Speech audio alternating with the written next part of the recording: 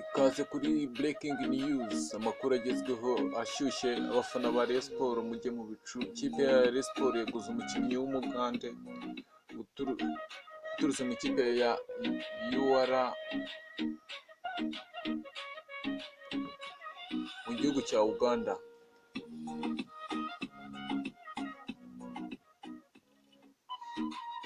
Uwo musore ni umusore w'imyaka 21, urumva ko akiri muto cyane. Rayon Sports yabibonye umukinnyi mwiza cyane.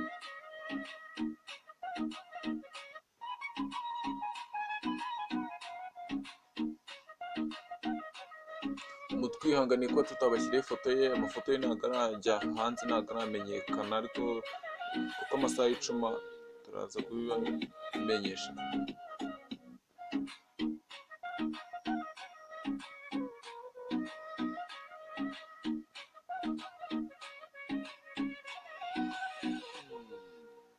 Mutwihanganire kuri akabazo ka tekinike kari kabayemo.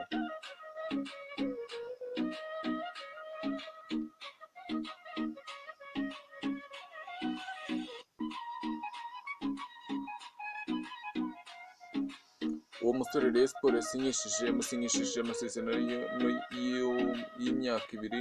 Ni umusore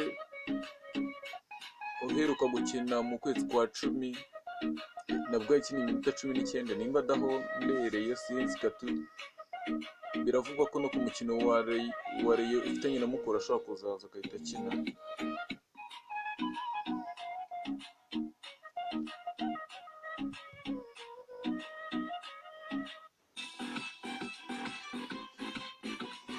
Uwo musore biravuga ko azahita akina iyo match na Eritier Ruvumbu.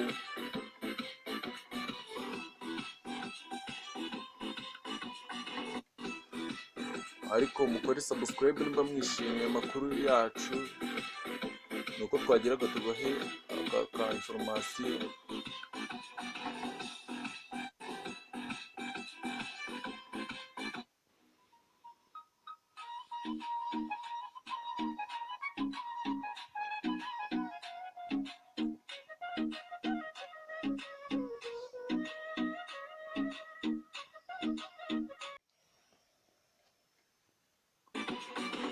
Andi makuru umuntu yababwira n'aya shampiyona y'u Rwanda, aho uyu munsi washize ikipe ya Polisi yatsinzwe n'ikipe ya Etincelle ibitego 2-1.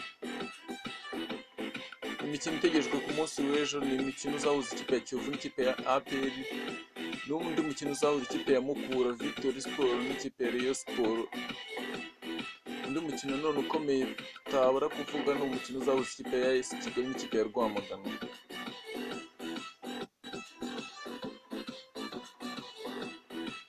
Indi mikino irasanzwe nta